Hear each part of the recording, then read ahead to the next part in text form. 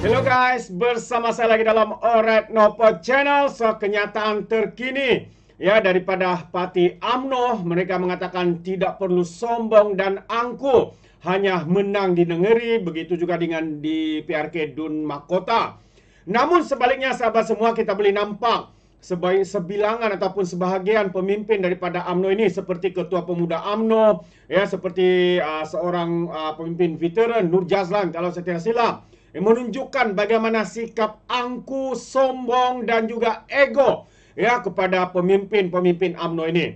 Soalnya, adakah kenyataan UMNO ini akan didengar ya oleh pemimpin seperti Akmal Saleh, ya, seperti Nur Jazlan, seperti Puan Zakasi dan sebagainya? Itu persoalannya sahabat semua. Kalau mereka masih meneruskan kebiadaban, kesombongan dan keangkuhan ini, pada pandangan saya khususnya di Borneo, UMNO ini tidak akan diterima. Pastinya UMNO ini akan ditolak dengan kesombongan dan keangkuhan yang masih menebal kepada sebahagian, bukan semua lah ya, sebahagian pemimpin seperti Akmal Saleh ini, yang terlebih pas daripada pas, walaupun pas sendiri menyatakan dia tidak sama dengan Akmal Saleh ini karena biadab, membuat kenyataan kasar dan sebagainya. Tapi pada pandangan saya, walaupun mereka mengatakan tidak sama, tapi sebenarnya mereka serupa dengan menggunakan isu bangsa dan agama untuk tujuan politik semata-mata. Itu adalah satu kenyataan yang tidak boleh dipertikaikan. Walaupun Akmal katakan dia memperjuangkan Islam dan bangsa Melayu, katanya sanggup dibuang jawatan, hilang jawatan dan sebagainya, percayalah, itu hanya kata-kata politik sahabat semua. Jika benar dia masih teruskan perkara itu, nescaya PRK, pilihan raya negeri di Sabah yang akan datang ini akan membuatkan UMNO akan tersungkur, akan ditolak oleh rakyat Sabah khususnya. Jadi saya mau membacakan kenyataan terkini ya daripada Setiausaha UMNO, yaitu menang di mahkota bukan sebab untuk UMNO angkuh dan bongkak, katanya.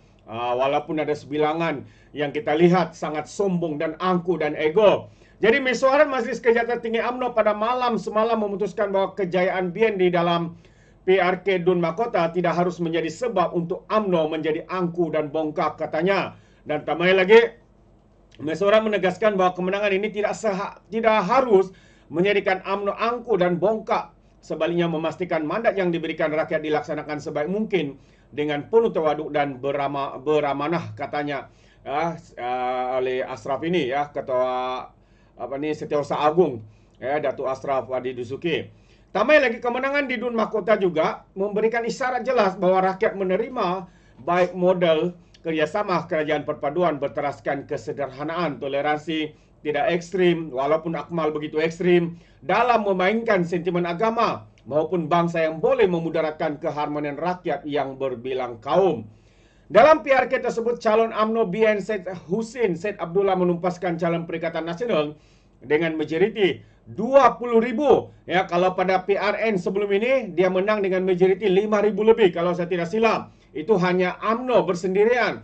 Tetapi dengan adanya kerjasama antara Barisan Nasional Pakatan Harapan, jangan lupa undi daripada Pakatan Harapan itu yang memungkinkan majoriti ini mencapai 20,000 lebih undi majoriti. Jadi jangan sombong, jangan angkuh dengan kemenangan itu, wahai Akmal. Selaras dengan kerjasama yang membuahkan hasil itu, UMNO juga telah memutuskan untuk memperkukuhkan kerjasama dan gerak kerja bersama di kalangan parti komponen kerajaan perpaduan sebagai manifesto keseriusan dan komitmen UMNO bagi memastikan kelangsungan kestabilan politik, kesejahteraan rakyat dan kemakmuran negara. Jadi ahli UMNO di semua peringkat juga diminta berada pada tahap kesiapsiagaan, katanya, untuk membantu rakyat tanpa mengambil kira ideologi politik dan juga kaum. Pada pandangan saya sangat setuju dengan kenyataan ini sahabat-sahabat semua ya. Walaupun ada sebilangan pemimpin-pemimpin yang begitu sombong seperti Akmal Saleh, ya, seperti Nur Jazlan, seperti Puan Zakasi dalam UMNO, ada beberapa lagi lah sebenarnya, bukan semua. Kalau mereka akan teruskan perkara ini, nescaya mereka akan hilang deposit, ya, mungkin menyukarkan untuk mereka menang pada pilihan raya negeri di Sabah. Kerana rakyat Sabah ini khususnya tidak suka dengan politik perkauman, tidak suka dengan politik yang menunggang isu bangsa dan agama. Jika benar, berikan janji Anda untuk memajukan Sabah yang selama ini telah ketinggalan jauh, walaupun ya memberikan banyak sumbangan kepada persekutuan. Itu patut diberikan janji, bukannya menggunakan isu bangsa. Saya hero bangsa dan agama, konon-kononnya sahabat semua, tapi sebaliknya hanya mencari glamour, hanya mencari keuntungan politik pribadi dan sebagainya. Perkara ini akan ditolak ya di Sabah, di Borneo khususnya. Jadi kita percaya dengan kekuatan dan juga kestabilan ekonomi politik hari ini, sebenarnya ini membuatkan negara luar dunia melihat negara kita ini berada pada landasan yang tepat. Buktinya sahabat semua, apabila hari ini Bank Dunia lagi bukti ekonomi Malaysia bertambah kukuh. Ini unjuran daripada Bank Dunia. Ini unjuran daripada Bank Dunia yang diberikan kerana mereka melihat ekonomi politik kita yang stabil dan sebagainya. Jadi prospek pertumbuhan ekonomi negara terus bertambah kukuh sekaligus menyumbang kepada pengukuhan ringgit. Ini terbukti apabila Bank Dunia menaikkan unjuran pertumbuhan ekonomi Malaysia bagi 2024 kepada 4.9% berbanding 4.3% yang diunjurkan sebelumnya. Jadi menurut Ketua Ekonomi Bank Dunia bagi Malaysia, Dr. Apursa Sanghi, unjuran yang disemak semula itu ialah 0.6 mata peratusan atau 14%, lebih tinggi daripada yang diunjurkan sebelum ini. Jelasnya, unjuran tersebut mencerminkan pertumbuhan kukuh dalam penggunaan pelaburan dan aktiviti perdagangan.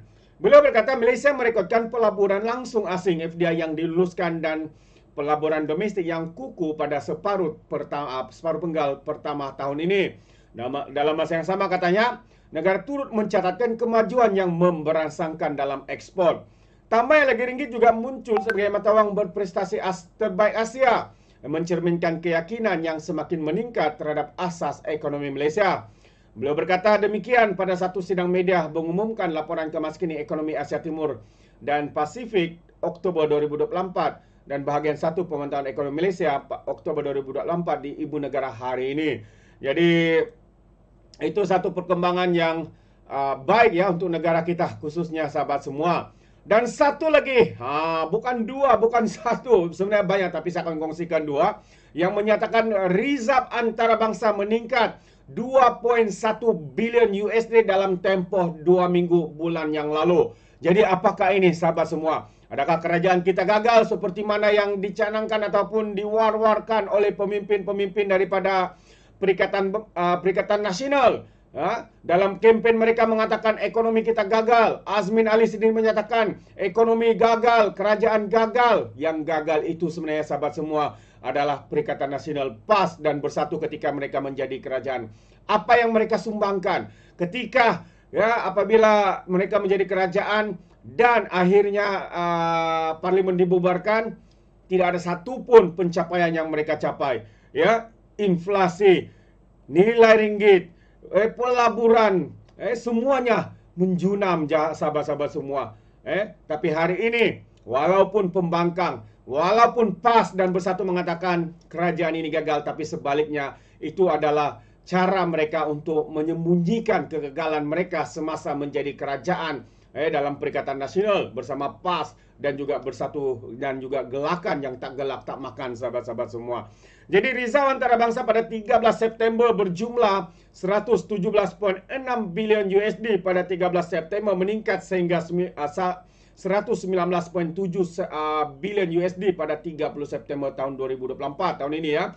Jadi menurut Bank Negara Malaysia, rizab tersebut turut mengambil kirah perubahan suku tahunan bagi penilaian semula pertukaran asing. Paras rizab ini memadai untuk membiayai 4.8 bulan import barangan dan perkhidmatan dan 0.9 kali jumlah hutang luar negeri jangka pendek, katanya dalam satu kenyataan. Jadi, adakah apa yang dikatakan oleh pembangkang kerajaan ini gagal? Tidak sahabat semua. Yang gagal itu adalah pembangkang. Yang semakin gentar, yang semakin takut, itu adalah pembangkang. Mungkin Akmal ni dia mempunyai fikiran yang sama dengan pembangkang ya. asik menyerang kerajaan, asik membuat kenyataan-kenyataan kontroversi, kononnya sanggup hilang jawatan asalkan memperjuangkan bangsa dan agama. Fui, itulah dia. Ya, menggunakan isu bangsa dan agama sama seperti PAS, sahabat semua. Serupa seperti PAS. Sebab PAS cakap mereka tidak sama dengan Akmal. Katanya Akmal ini bersikap kasar, tidak bertamadun dan sebagainya. Tapi bagi saya mereka adalah serupa, menunggang isu bangsa dan agama untuk tujuan politik semata-mata. Itu pandangan saya berkaitan dengan isu ini. Jadi bagaimana dengan Anda sahabat semua? Anda berikan komen Anda di dalam ruangan komen. Jadi terima kasih. Izinkan saya untuk mengundurkan diri dan seperti biasa peribahasa mengatakan apapun kangkap 2 tahun keinginan. Dalam bahasa Melayanya tepuk dada tanya selera. Sekian daripada Alright Nopo Channel. Sampai kita berjumpa lagi. Bye bye.